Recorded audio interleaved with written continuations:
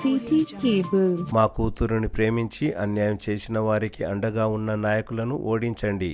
అనుష తల్లి అనుష అన్న మోహన్. జీవనం కోసం తాండూరు పట్టణంలోని సాయిపూర్లో జీవనం కొనసాగిస్తున్న తమకు అన్యాయం జరిగిందని అనుష తల్లి తమ్ముడు ఆవేదన వ్యక్తం చేశారు. తాండూరు మండలం కరణ్కోట్ గ్రామంలో అనుష తల్లి అన్న మాట్లాడుతూ సాయిపూర్ కు చెందిన పరమేశ్ అనే వ్యక్తి తన కూతురు అనుషను తమకు ఇష్టం లేకున్నా ప్రేమించి వివాహం చేసుకున్నాడని, అలాంటి తన కూతురును గత సంవత్సరం డిసెంబర్ చివరి వారంలో అకారణంగా హత్య చేశాడని, నేటితో 55 రోజులు పూర్తయిందని అనుష తల్లి గుర్తు చేశారు. హత్య చేసిన సంఘటన సీసీ కెమెరాల్లో రికార్డ్ అయ్యిందని, అందుకు హత్య చేసిన పరమేశ్ వారి తల్లిదండ్రులను పోలీసులు విచారణ జరిపి జైలుకు కూడా పంపారని, జైలుకు పంపిన వారిని తిరిగి బెయిల్ ఇప్పించి వారికి అన్ని విధాలా అండదండగా ఉన్న మున్సిపల్ ఎన్నికల బరిలో ఉన్న నాయకులను సాయిపూర్ ఓటర్లు ఓడించాలని అనుష తల్లి తమ్ముడు కోరారు. దౌర్జన్యాలు అక్రమాలు చేసేవారికి అండదండగా ఉండే వ్యక్తి తాండూరు మున్సిపల్ చైర్మన్ గా విజయం సాధిస్తే మరిన్ని అక్రమాలు దౌర్జన్యాలు జరుగుతాయని అనుష తల్లి ఆవేదన వ్యక్తం చేసింది. సాయిపూర్ ప్రజలకు సూచించారు.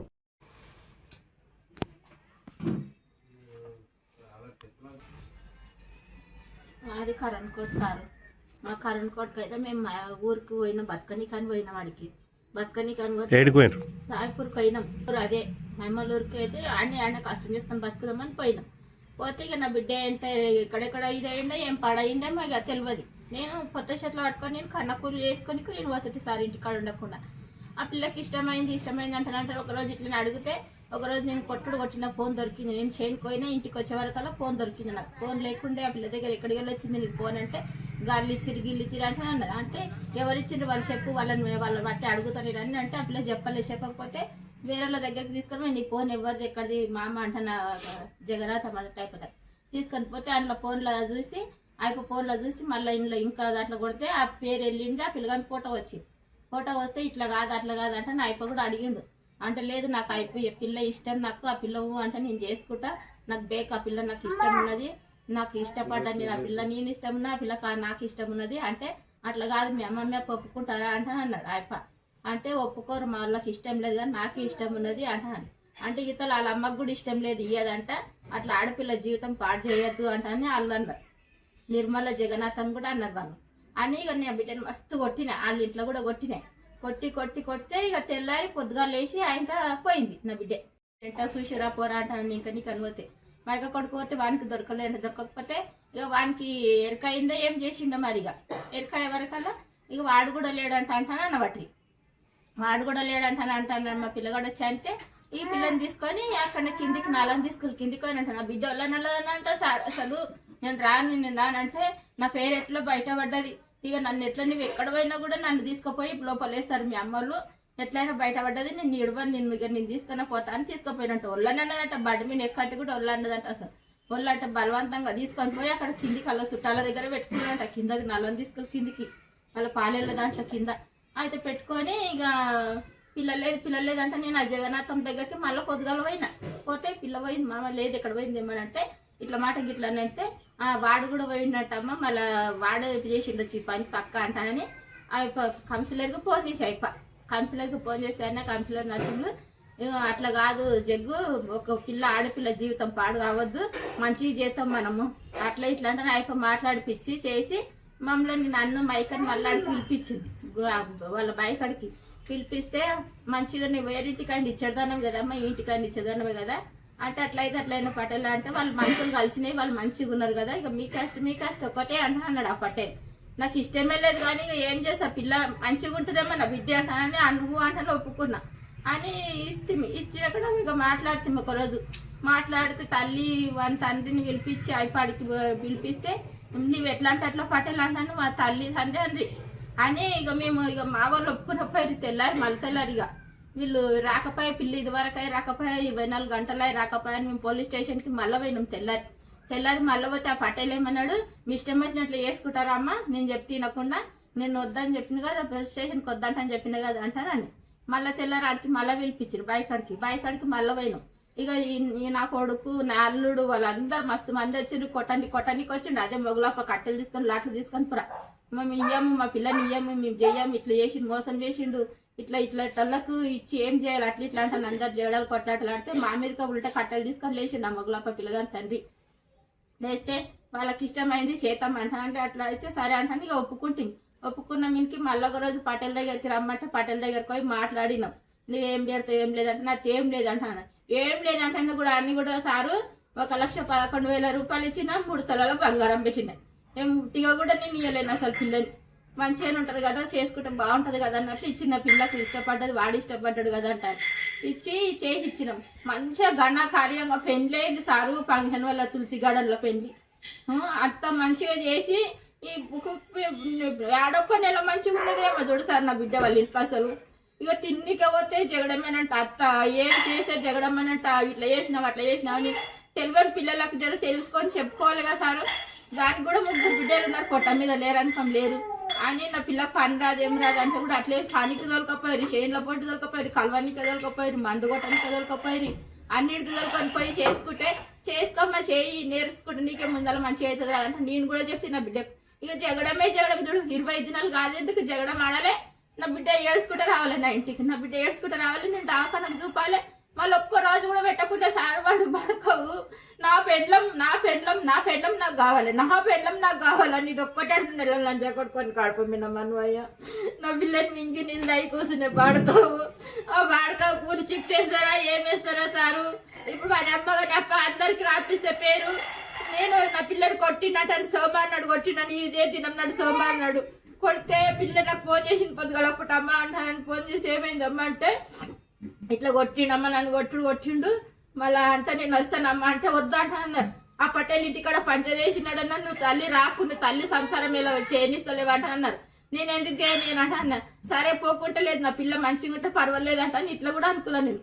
అని నేను పోలేదు ఆడికి ఆ పొద్దు ఫోన్ చేస్తే కూడా నెల అయిందే పిల్ల పోయి ఫోన్ చేస్తే నేను వస్తున్నా అమ్మ అంటే వద్దంట అన్నారు. ఎవరు వద్దంటానంటే కూడా రాకుండా లేదు ఉండకోక చూద్దామంట అన్న అని ఇక మా కొడుకు ఇంకొక మా జర్నా పని ఉంటాడు అతని దగ్గరికి పోతే చెల్లెల్ని కొట్టినట్టు అబ్బకి ఇట్లా మాట గిట్లా అన్నీ పోయిన అయిపో దగ్గరికి పోతే చిన్న గొడవలు ఉంటాయి, చిన్నమ్మ చదువుకుంటారు, మనం చిన్న దానికి ఓరాదు అంట నీ అప్పని.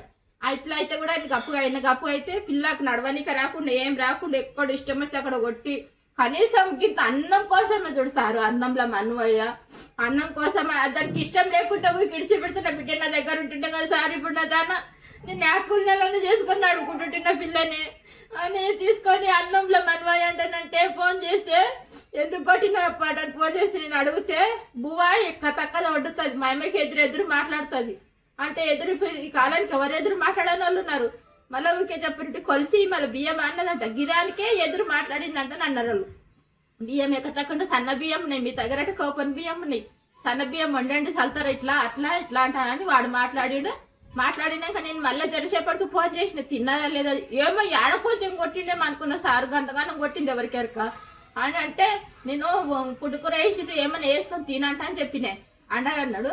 వాళ్ళ మామ వచ్చిందట, వాళ్ళ మామ ఫోన్ చేసిన నేను కూడా ఫోన్ చేస్తే గిట్ల మాట గిట్లా కొట్టిండు అన్న మరి ఏం చేయాలంటే వాళ్ళు నాతిరి మంచిగా నుండ్రి నేను చూసినప్పుడైతే బాగానే ఉండ్రి నేను పొద్దుగా లేచి చూసుకోబడి క్వశ్చన్ నాకు తెలియదు అంటే మాకు జర్నా పని నేను మాట్లాడి నేను ఇద్దరం ఇక అన్నాక సరేరా నేను బండికి పోయినా బాగున్నా వచ్చినాక చూస్తా అంట అని వచ్చి ఇంటికి వచ్చినాక తోలుకొని వచ్చి మామ నేనైతే మా అమ్మ దగ్గరికి పోతే నాకు విడిచిపెట్టిరా అంటే నడవనికే ఇట్లా రాలేదు సార్. కాళ్ళు చేతులు అన్నీ వేసుకపోయినాయి, ఆడగొడతాడు ఇదైనా ఇదంతా ఇంత దొడ్డు బుడుసులు వచ్చినాయి, ఇప్పుడు కండ్లు అన్నీ వాసిపోయినాయి, కాలు మోకాళ్ళు అసలు ఇంత నడవనికి రాలేదు, కాళ్ళు చేతులు తీర్చుకపోయినాయి. ఇప్పుడు ఆడివాడైతే అప్పుడు ఆ రోజు అయితే అట్లా నేర్చుకొని తల్లి బిడ్డలకు ఇంట్లోనే ఉన్నాము.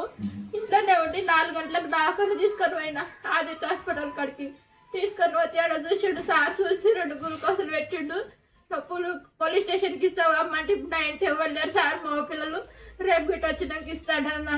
ఎందుకంటే సంసారం కావాలంట నేను ఇట్లా చేసిన సారు, నా బిడ్డను చంపుకోవాలంటే నేను ఇట్లా చేయలేను అసలు అని అంటే మళ్ళీ అతనికి చూపించినాక ఈ అప్ప వీళ్ళన్న ఇద్దరు వచ్చి నా బిడ్డని అల్లుడు వచ్చి అక్కడికి వెళ్ళి ఇంటికి తీసుకొని పోయినా. నాచుడికి మళ్ళీ మామ వచ్చిడు, మళ్ళీ మామ వచ్చి మళ్ళీ అడిగితే అతనే మళ్ళీ చూపియట కాటని అంటే నాకు మీరు కొట్టుండి నేను చూపిస్తాను, నేను మగ పిల్లగానైనా నేను చూపించి తోలిస్తాను మీ కోడల్ని, మీరు కొట్టి మీరు నా పిల్లని నమ్మన చేస్తున్నారంట నేను అన్న అయిపోయి అని రాత్రికి ఇంటికి తోలుకొని పోయి చూపించుకొని పోయినాక ఇంటికాడుండి తెల్లారి వచ్చి వాళ్ళ మామ వచ్చి ఇక మళ్ళీ చూపిస్తా పామంటే పిల్ల వల్ల మామ నేను పొద్దు జంగిట పోతాంటని ఇక పొద్దుజాము వచ్చి మళ్ళీ సూదులు పిచ్చుకొని మళ్ళీ పోయినాం. మళ్ళీ పోయినాక ఇక మళ్ళీ తెల్లార మళ్ళీ తెచ్చిండు వాడు బుధారం నాడు. ఇక ఈయనకుండా ఈయన పెద్ద అల్లుడు పోయిండు, వీళ్ళు పోయిండు, ఆ పెద్ద బిడ్డ ఇంకొక ఆయన ఉండే. ఆ పిల్ల ఉండగానే వచ్చి జగడం ఆడితే నా పిల్లం నాకు కావాలి, నీవు ఎవరు నాకు సంబంధం లేవు అవి అన్నమాట. ఎందుకు సంబంధం లేదు, మేము అవి అన్నీ ఒకటే రక్తం పుట్టినాము. మా చెల్లెలు ఉన్నది అంటే నా పిల్ల జడమడి, నా బిడ్డ జడమడి, అందరు జడమడి. ఇక అమ్మ సైన్యం వదిలేస్తాం ఇప్పుడు వల్ల మా పిల్ల పానం బాగలేదంట అని అది ఇది చెప్పింది. మంది కూడా పక్కన వచ్చి అంటే నీ పిల్లం నీకు ఎక్కడ తోలిస్తామట అంటే సరే అంట అని బాగా జగడమాడి మళ్ళీ వస్తే చెల్లెలైతే ఏం తినకొచ్చింది తాకొచ్చింది తప్ప మరి ఎట్లా చేస్తాం మేములా అంటే నువ్వు దారా వస్తే కారు తీసుకొని వస్తుందేమో తోలుకొని పోదామని అంటే ఈ అప్ప పానం బాగలేదంట మా మన్మన్ని తోలిస్తే కార్లో తీసుకొని వస్తామంట అని పోయినాం. మా ఇంటికాడికి తోలిచ్చిండు కార్ని తీసుకొని వస్తే కార్లో తీసుకొని మేము ఇట్లా మా పిల్లగాడు మన్మడేసి ఆ ఊరుకొని ఇట్లా వేసుకున్నాడు. అది పసి వీళ్ళలాకున్నది. అయితే వాడు కాక చూసిండు, ఆ పడమేసి వాళ్ళ కాక చూసిండు. ఆ వాడకవగాడు ఉండి రోడ్డు కాడ అవతలంక చూసి మీరు కాలు వేసుకుని మేము కారు ఎక్కి నా బిడ్డే నేను నా మన్మడు నలుగురం వస్తున్నాం. ఇద్దరు బిడ్డలు నేను నలుగురం వస్తున్నా చూసి వాడికి ఫోన్ చేసి చెప్పి ఇక వాడు మేము వస్తేనే చౌరస్తా కన్నా వస్తున్నాం కారు తీసుకొని వాడు వస్తూనే ఉన్నాడు మా ఇంటనే. అక్కడ నేను చూపించుకొని పోదాం ఏడన్నా చూపించుకుందాం మా ఊరికి వస్తాం ఇక్కడ వస్తాం. ఇప్పుడు ఆ కథ కూడా చూపించాడు. ఇంకా 2 ఇండిషన్లు ఉండే అవి పిల్లకు జర ఇవి రక్తం మీద అవుతుందంటే అట్లా చూపించుకొని వస్తామంట. మేము ఇక్కడ వస్తుంటే నువ్వు ఎట్ట దొరకపోతావు మా పిల్లని ఏమని దొరకపోతావు అంటే అప్పుడు తప్పకుండా మళ్ళీ అదే కౌన్సిలర్కి ఫోన్ చేసినాం. ఫోన్ చేసి నా బిడ్డ నేను ఏడన్నా చెప్పుకుంటా ఏమన్నా చేసుకుంటా పట్టలు ఇట్లా ఎంత ఉంటాడు మా ఇంట అంటే మీరు విన్నారు వాళ్ళు విన్నారు అమ్మ అంటే వాడికి ఇస్తే వానికి పోరంట వానికి ఇస్తే అట్లా కాదు పట్టెలు ఇవి మంచివి కావు అడివి ఇవి బేకారు ఉన్నాయి అట్లా ఇట్లా అంటే ఆ పట్టెలు కనుక అనే వాడు అని మమ్మల్ని బేకటని కారు మలుపుకొని వచ్చి ఆదిత్య హాస్పిటల్ కాడ పెట్టి మమ్మల్ని మా పిల్లని గుంజుకొని పోయి సార్కు చూపిస్తామంటే ఆ సార్ చూడనన్న సారు నాకు ఆ సార్ అన్న చూసి నాకు కాలు మీద పడితే ఆ సారుకు చూడు సారు నా పిల్ల ఏమన్నా చూడు సార్ అంటే మీరు జగడం కొట్లాటలు అయితే మా కేసులు లేవు అమ్మ మేము చూడము సెకండ్ హాస్పిటల్ పోయి తీసుకురండి తీసుకురండి చూస్తామని అంటే మా పిల్ల యాడికొద్దామని నడుముకి ఇంటికొద్దామని అంటే కాళ్ళ కూర్చున్న పిల్లని తీసుకొని గుంజుకొని పోయి తాళాలు తీసుకొని వాడు కారు నడవకుండా తీసుకొని పిల్లని గుంజుకొని పోయింది. నేను ఎంత వస్తాను అంటే కూడా ఏ దుడుక నడుము దుడుకుతా చూడ నువ్వు వస్తామంటే బాగలేదు ఇంతసేపు వచ్చిలేవు ఇంతసేపు ఏమన్నా పోతే ఇప్పుడు ఎందుకు వస్తా అంటున్నావే అంటే నా బిడ్డను తీసుకున్నా వాడిని తీసుకున్నా సార్ నేను నా బిడ్డ వెళ్ళన్నప్పుడు అని అంటే బేకటని మరి చేతులకలు గుంజుకొని నేను చూపించుకొని వస్తాను తోలుకొని పోయి జరసేపట్లో ఇంటికి ముందరికి తోలుకొని పోయి జరసేపట్లో నేను నా పిల్లని మింగి నిలదాయండి సారు నేనేం చేసి సారు నా పిల్ల దొరకకుండా నాకు కంట్లో పడకుండా వారం దాకా 2 నెలలు అవుతున్నది. వేసి మన్ను వేసా వాడేమో ఇప్పుడు విడిపించుకొని వచ్చి వాడేమో రాజ్యం వెళ్తున్నాడు. ఇప్పుడు పటేల్ గారు రాజ్యం వెళ్తున్నాడు. వాళ్ళందరినీ విడిపించుకొని వచ్చి రాజ్యం వెళిస్తే నేనేది ఇక్కడ విడిపించుకొని వస్తా అంటారు. ఇట్లాంటి వాళ్ళు మళ్ళీ ముందర ఎంతమంది కానీ చేస్తాడు. ఇంతకు ముందు కూడా ఇదే కేసు అయితే ఇట్లాంటిది తెలుగులో కేసు అయితే వాళ్ళకు పైసలు ఇప్పించిండు అది ఇప్పించిండు వాళ్ళకి ఇది చేసిండు వాళ్ళకి వీళ్ళకి కలిపి. ఇప్పుడు కూడా అట్లనే చేస్తామని అనుకుంటున్నారా ఏమనుకుంటున్నారా సార్? మళ్ళీ వాళ్ళకి ఏం చేస్తారో ఉరిసిక్ చేస్తారా ఏం చేస్తారా చూడండి సార్. వాళ్ళు ఇప్పుడు వచ్చిండ్రు తల్లి ముగ్గురు వాళ్ళని మళ్ళీ ఇప్పుడు తీసుకొని పోవాలి. మేము పేదలం ఉన్నాం సారు. ఉండలుంటే భూములు అమ్ముకొని ఇది చేసుకొని ఉంటే మేము పేదలం ఏం కావాలి మరి? మా గత ఏం కావాలి? నా బిడ్డ చిన్న పిల్లని తీసుకొని బేకంటే ఇయ్యనంటే కూడా చేసుకొని ఇది పొద్దు ఈ నమన చేసిరు మాకు.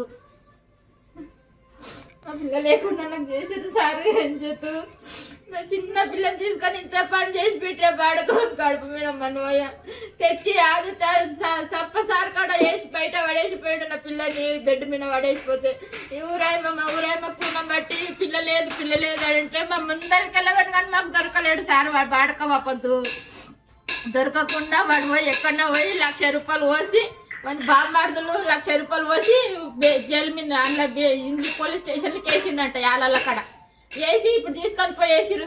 అయితే మేము పేదలం ఏం కావాలి సార్? మళ్ళా మేమేం గది కావాలి? ఇప్పుడు మా పిల్లని మేము ఇస్తామని లేకుంటే మేము ఏమన్నా లేకుంటే మేము వద్దంటారన్నింటిని మా పిల్లికి ఇష్టం లేకుంటే మా ఇంటికి తోలిచ్చిపోయినా మన తండ్రి మా అద్దు ఉంటుండే కదా, నా బిడ్డ నా దగ్గర ఉంటుండే కదా. బేకుండా తీసుకొని పోయి నా పిల్లని చంపేటంత కారణం ఏంటి? వాడు అంత తప్పేం చేసింది నా బిడ్డ? ఇప్పుడు ఈసారి పటేల్కి ఇప్పుడు మళ్ళీ గెలిపించి మళ్ళీ ఇంకెన్ని కేసులు ఉంటాయి అన్ని కేసులు ఉంటాయా మళ్ళీ ఇంకా చేసి అందరిని చేసి వాడు గెలిచి వాడు గొప్పతనం చేసుకొని ఇది చేస్తాడేమో మరి ఈ సొంటల్లో నెత్తి గెలిపిస్తారని మేము కూడా అడుగుతున్నాం సార్. జరిగింది అందరికీ తెలిసిన విషయమే. మళ్ళీ ఇప్పుడు తండ్రిలో మున్సిపాలిటీ ఎలక్షన్ జరుగుతున్నాయి.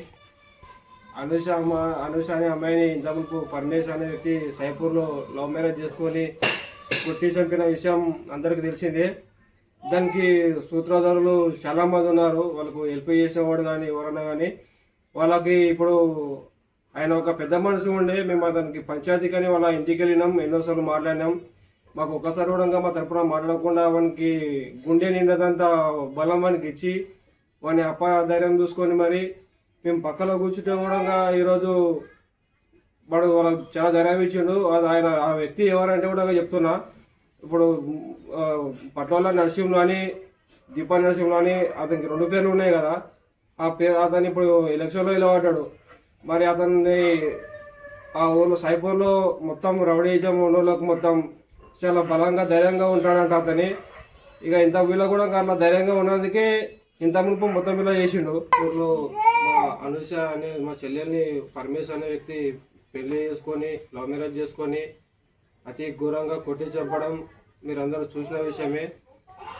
దానికి వాళ్ళకు సపోర్ట్ చేసిన వ్యక్తి ఈరోజు మున్సిపాలిటీ ఎలక్షన్లో పట్లలో నరసింహుడు అనే ఆయన ఇప్పుడు మళ్ళీ పోటీ చేస్తుండు. ఈయన ఎలాంటి వ్యక్తి అంటే చాలా మందికి రౌడీజం చేయడానికి దగ్గర ఉండి ఈయన చాలా సహకరిస్తాడు వాళ్ళందరికీ.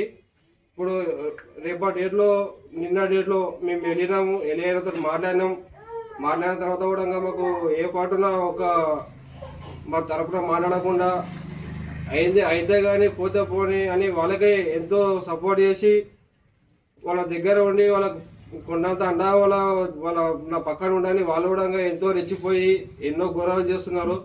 ఇది ఒక్కటే కాదు, ఇందాక కూడా సైపూర్లో ఇలాంటివి ఇంకా 4-5 జరిగినాయని కూడా మేము విన్నాము. విన్న తర్వాత ఇప్పుడు మరి ఆయనకు మీరు అక్కడ తండ్రి కానివ్వండి, ఇక్కడ సైపూరే కానివ్వండి, 9వ వార్డులో దీప అని ఆయన భార్య ఉంది. మరి 10వ వార్డులో నరసింహులు అనే ఏఎన్ ఉన్నాడు. మీరు కళ్ళతో చూసినవి చాలా ఉన్నాయి. ఇలాంటి వ్యక్తులను మీరు గెలిపించుకుంటామంటే మీ సైపూర్కే చాలా ఘోరంగా అన్యాయం అవుతుందని నేను మీడియా ముందు కోరుకుంటున్నా. మరి ఇలాంటి వాళ్ళకి సపోర్ట్ చేయరాదు.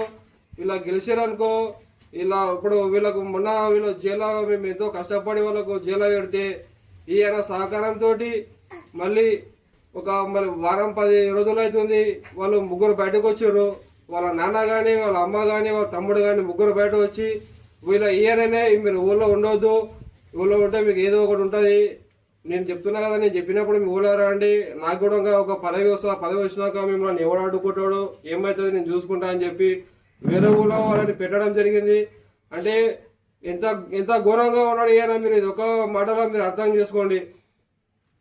రేపటి నాడికి గెలిచిన తర్వాత సరే ఇప్పుడు మొన్న కూడా అంతా కొట్టి చంపితే కూడా మా పటేల్ మమ్మల్ని వాళ్ళని బయట తీసుకొచ్చిండు.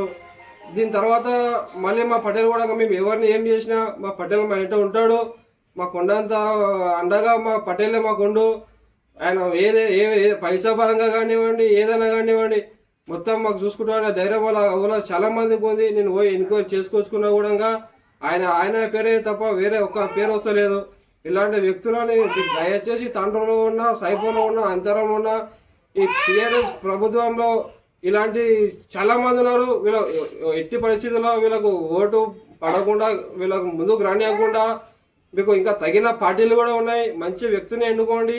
మీకు నైట్ కానీ పొద్దున లేవగానే మీ ఇంటికి వచ్చి మీకు న్యాయంగా మాట్లాడే వ్యక్తిని మీరు ఎన్నుకోవాలని నేను కోరుకుంటున్నా. ఇలాంటి మురుకులని అసలు పట్టించుకోవద్దు. ఆయన ఎంతో చిరునవ్వుతో తిరుగుతుండో, ఎన్నో ఘోరాలు చేపించి ఎన్నో కబ్జాలు అక్కడికి ఉన్నాయి ఆయన పైన. ఆ ఊళ్ళో వెళ్ళగానే ఆయన ముందర కనిపిస్తే పటేల్ అనేవాళ్ళు చాలా మంది ఎంతమంది ఉన్నారు. ఆయన ముందుకు వెళ్ళిపోయిన తర్వాత ఆయన గురించి చాలా నీతంగా తిట్టుకునే వ్యక్తులు కూడా చాలా మంది ఉన్నారు. ఇలాంటి అసలు మీరు గెలిపించుకుంటే మీ సైపూరే నాశనం అయిపోతారని నేను కోరుకుంటున్నా. ఇలాంటి వానికి ఛాయస్ అనేది 1% కూడా మీకు ఇయ్యదు.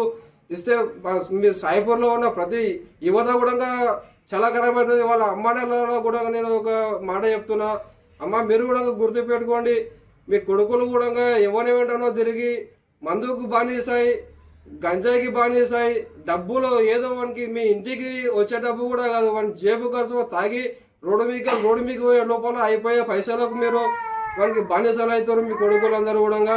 వాళ్ళైనా పెద్ద మనుషులు కూడా కొంచెం మీరు ఒక మేము ఎవరైనా తిరుగుతున్నాం, ఎవరైనా ఏం చేస్తున్నాం, మీరు కరెక్ట్గా మీరు గుర్తు పెట్టుకోండి. మేము మంచి నాయకుని అనుకుంటున్నామా? మాకు మళ్ళీ ఒకటే ఒక రోజు 2 రోజుల్లో కడుపు నింపిపించే నాయకుని గురించి మీరు పోరాడతారా? రేపటిలో మీరు తిరుగుతున్నారు కదా, రేపటిలో మళ్ళీ మీకే వాళ్ళు చాలా ఘోరంగా మీకు ఏదో ఒకటి వెనకాడికి వేపిస్తాడు. వాళ్ళ అవసరం పూర్తికి వాళ్ళు వాడుకుంటారు తప్ప ఈ రాజకీయ నాయకులు అసలు నమ్మరా అని నేను చెప్తున్నా. ఎన్నుకునేది ఉంటే మంచి వ్యక్తిని ఎన్నుకోండి, మీకు అండగా ఉండే ఇట్లా మంచి వ్యక్తిని ఎన్నుకోండి. కానీ ఇలాంటి దుర్మార్గం పనులు చేసిన వాళ్ళు కూడా సపోర్ట్ చేసి ఏదైనా కానీ నేను చూసుకుంటా, ఎంత ఖర్చైనా నేను చూసుకుంటా అని వానితోటి అతడు ఖరాబ్ అవుతాడు తప్ప వీడు ఎప్పుడు ఖరాబ్ కాడు, ఎవరిని మంచిగా కానివాడు కూడా. ఇలాంటివన్నీ దయచేసి చెప్తున్నా, ఇలాంటివన్నీ ఎన్నుకున్నారనుకో మీ జీవితాలే ఖరాబ్ అవుతాయి. ఆ సైఫర్లో ఉన్న ప్రతి 9వ వార్డు కానీ 10వ వార్డు కానీ మీరు బాగా గుర్తుపెట్టుకొని పోయే రోజైనా సరే ఒకసారి మాకు మాది అనేది కూడా ఎక్కడ ఉన్నా ఎన్నో ఇప్పటివరకు ఎన్నో అయినాయి. మీరు బాగా ఒక్కసారి గుర్తు చేసుకొని ఈ రోజు కానీ రేపు కానీ బాగా గుర్తు చేసుకోండి. ఆ గుర్తు చేసుకొని మనం మీకు ఓటు వేసే రోజు మాత్రం పక్కకు మైండ్ ఒక్కడే పెట్టుకోండి. మేము ఎవరికి వేస్తున్నాము, ఎందుకు వేస్తున్నామన్న ఒక ఆలోచనతో వెళ్ళి ఓటు వేయాలని ప్రతి ఒక్కరికి కోరుకుంటున్నా. ఇలాంటి మురుగులను గెలిపేయకండి.